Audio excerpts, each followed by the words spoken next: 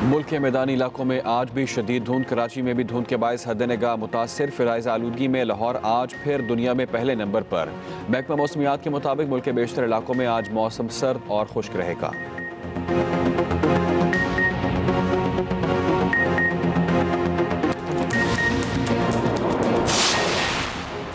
कराची में नस्ला tower case पर अदालती अहकामात पर अमल दरामद। पुलिस ने SSP की सरबराही में 5 रुकनी कमेटी कायम कर दी।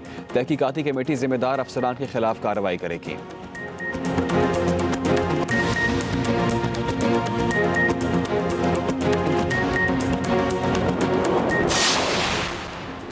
मुल्क में कोरोना से एक दिन में 6 अफराद इंतकाल कर गए। 348 नए मरीज रिपोर्ट। NCOC के मुताबिक मुस्बत केसों की शरह 0.87% रिकॉर्ड।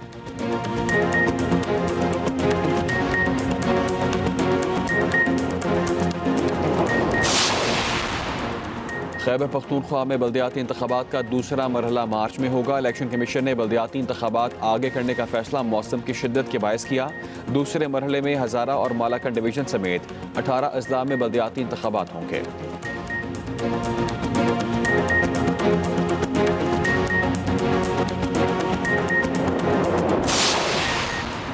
और वज़ीर आज़म ने वफाकी काबीना का ख़ुसूसी इजलास 30 दिसंबर को बुला लिया। फाइनेंस तरमीमी बिल की मंजूरी दी जाएगी। मिनी बजट काबीना की मंजूरी के बाद कौमी असम्बली में पेश होगा। PTI पार्लिमानी पार्टी इजलास भी जुमेरात को तलब।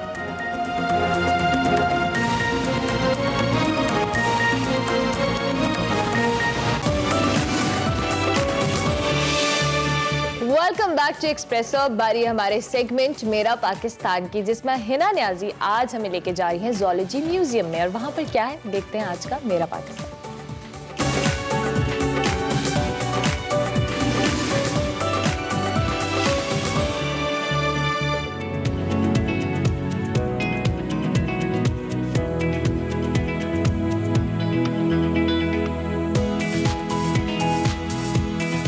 अस्सलामुअलैकुम नाजरीन। इंसानों और जानवरों का ताल्लुक बहुत पुराना है और इनका इर्तका तारीख का एक बहुत दिलचस्प पहलू है। आज मैं सेगमेंट मेरा पाकिस्तान में पंजाब यूनिवर्सिटी के ज़ूलॉजी म्यूजियम में मौजूद हूँ, जो कि तकरीबन 100 साल पुराना है। और आज इस सेगमेंट में हम बात करेंगे इंसानों, जानवरों, हशरात और परिंदों के इर्तका के बारे में।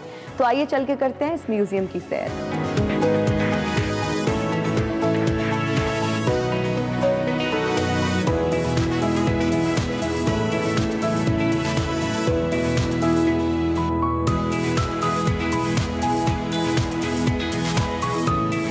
अस्सलाम वालेकुम सर, गुड मॉर्निंग, कैसे हैं आप? Thank you. इस वक्त हमें सेगमेंट मेरा पाकिस्तान में डॉक्टर जुल्फ़िकार अली ने ज्वाइन किया है। डॉक्टर साहब, इस ज़ूलॉजी म्यूजियम के बारे में बताइए, कब कायम हुआ, किसने बनाया? ये जो रिसेंट बिल्डिंग में हम हैं, ये तो अभी लेटेस्ट बनी है। और हमारे पास एक डिस्प्ले के लिए कुछ बिल्डिंग चाहिए थी जहाँ पे हम ये सारा काम करते कि हम प्रिजर्वेशन और स्टफिंग और ये सारा खुद कर सकते। और यहाँ पे हमने तमाम जो फाइलाज हैं डिफरेंट उनके रिप्रेजेंटेटिव एनिमल्स रखे हैं। सर, हम चाहेंगे कि आप हमें ज़ूलॉजी म्यूजियम का एक टूर भी दे दें और साथ साथ हमें इंसान, जानवरों, हशरात, परिंदों के इर्तकाई मराहिल के बारे में भी बता दें। जी, मैं ज़रूर बताऊंगा। यहाँ पे अगर आपने ये अलमारीज के देखें तो इसमें तो प्रिजर्व्ड एनिमल्स हैं। बिल्कुल। पहले मैं ये बता दूं कि हम इनको प्रिजर्व करते कैसे हैं। जैसे ये डिफरेंट है केमिकल्स हैं हमारे पास। हमारे पास 2 किस्म की प्रिजर्वेशन होती है।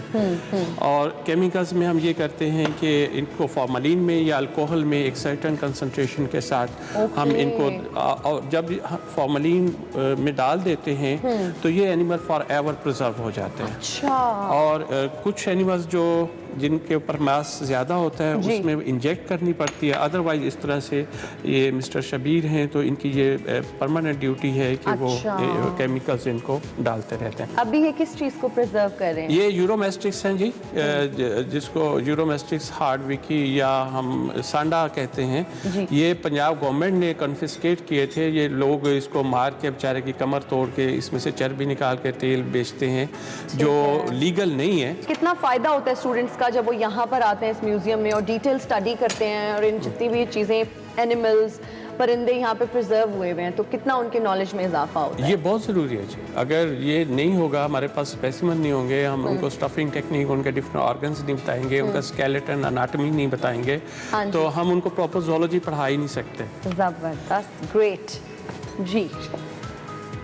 इसके अलावा आप ये देखें तो ये स्टफ्ड एनिमल, ये जो आप देखें आर्थ्रोपोड्स के डिफरेंट रिप्रेजेंटेटिव फाइलस हैं, इनके कैरेक्टरिस्टिक्स भी हमने जनरल लिख दिए, बाहर मेंशन किया हुआ है, लेबलिंग की हुई है ताकि आसान हो जाए सबके लिए। और आप जिस स्पेसिमन को भी आप देखेंगे, जैसे ये प्रॉन्स हैं डिफरेंट और किस साइज़ के प्रॉन्स हैं। और पहले तो हम ये करते थे कि हम स्टूडेंट्स को प्रॉपर लेके जाते थे कराची तक, और वो एनिमल कलेक्शन खुद करते थे। कुछ हमने इस तरह से एक्सप्लेनेटरी भी किया होता है कि हम उसकी प्रॉपर जो है ना लेबलिंग करके के हिस्सों के नाम और इनका जो पास्ट एनिमल्स थे जो एक्सटिंक्ट हो चुके हैं उनकी डिटेल्स भी हम यहाँ पे बच्चों को बताते हैं। ठीक है।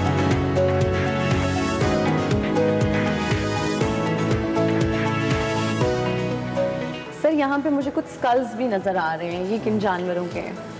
ये स्कल्स, ये भी बड़ा इम्पोर्टेंट है पब्लिक को, स्टूडेंट्स को बताना समझाना कि जैसे ये गाय का स्कल है तो इसका टी स्ट्रक्चर कैसे है, ये च्यू कैसे करते हैं। और ये टी स्ट्रक्चर जो जितने भी हैं, ये जो हर्बीवोर्स होते हैं, घासखोर जानवर जो होते हैं, उनका डिफरेंट होता है। और जैसे ये भी हर्बीवोर है, ठीक है, इसका भी सिमिलर है, हाँ, इससे मिलता जुलता है। अच्छा, ये गेवियल का, हाँ चीजल, इन्होंने सिर्फ कैप्चर करना होता है, ये चबा नहीं सकते। तो ये टी स्ट्रक्चर, फिर इनका जा का स्ट्रक्चर, ये क्रोकोडाइल का है, राइट? या और ये स्कल है गोश्तखोर जो टाइगर का है, और इसके दांत देखें तो नुकीले होते हैं क्योंकि इन्होंने गोश्त को चीरना होता है और एनिमल्स को खाना होता है इस तरह से। आप लोगों के पास क्या कार्बन डेटिंग फार्मूला है पाकिस्तान में? किस तरह से आइडेंटिफाई किया जाता है कि कोई अगर हड्डी मिली है वो कितनी पुरानी है, वो किस जानवर की है, किस तरह से सारा प्रोसेस होता है? जी, ये पूरा फार्मूला हमारे पास कार्बन डेटिंग का भी है, और कार्बन डेटिंग के थ्रू ही हम उसकी डेटिंग करते हैं। जैसे हमारे पास जो सिवालिक रीजन है, ये बड़ा रिच है, ऑल ओवर द वर्ल्ड इतना रिच रीजन फॉसल रिकॉर्ड्स के वाले से कहीं नहीं है, जहाँ पे हमें, जैसे मैं आपको बताऊँ कि पाकिस्तान में एलिफेंट्स भी था, जिराफ भी थे, गैंडे भी थे।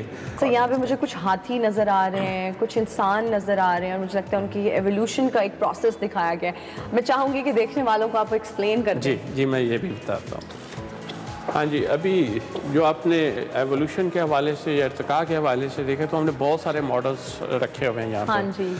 ये हाथी देखें जी, जैसे इसके 4 दांत मौजूद होते हैं जी बिल्कुल, और ये हाथी अब एक्सटिंक्ट हो चुका है। अच्छा। अगर हम हाथियों की, एलिफेंट्स की एवोल्यूशन को ही स्टडी करें तो ये जितने 4-5 मॉडल जहाँ पे आपको पड़े नजर, ये अडल्ट, फुल अडल्ट हाथी। सर थोड़ा सा इर्तिकाई मराहिल के बारे में बताएं, इनकी साख्त कितने सालों में तब्दील होती है? ये परफेक्ट फिनोमेना है कि तकरीबन 1.5 लाख साल में एक स्पीशीज एवोल्यूशनरी इर्तिका हो जाता है। लेकिन ये जो हम मॉडल दिखा रहे हैं इसमें करोड़ों साल चाहिए। अच्छा। इनको एक शेप से दूसरी शेप में, ये कुछ स्पीशीज एक्सटिंक्ट होती चली जाती हैं और कुछ इवॉल्व होती चली जाती हैं। ऐसे ही आप ये इंसानों का देखें तो ह्यूमन एवोल्यूशन में हम देखते हैं, अगर सर क्लोजली इनके फीचर्स भी देखें ना, तो लिप्स, इनकी आंखें, इनका वो हाइट, ये नोज और ये सारी, और ये फुल एडल्ट हाइट है इंसान की। मतलब इंसान होमो सेपियन तो खैर आज का इंसान है जैसे मैं और आप हैं, लेकिन इससे पहले इर्तिकाई मराहल में ये फुल साइज है। और जब इंसान ने टूल या पत्थर यूज़ करना शुरू किया जिसको स्टोन एज कहते हैं।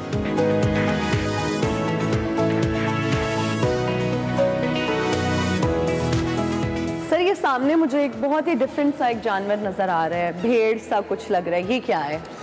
ये, हाँ, जैसे हम इर्तिका की बात कर रहे थे तो इट्स अमेजिंग कि ये देखें, ये जो फुल एडल्ट साइज का कैमल पहले होता था वो इस साइज का होता था। ये एडल्ट साइज कैमल है? जी, ये कैमल है।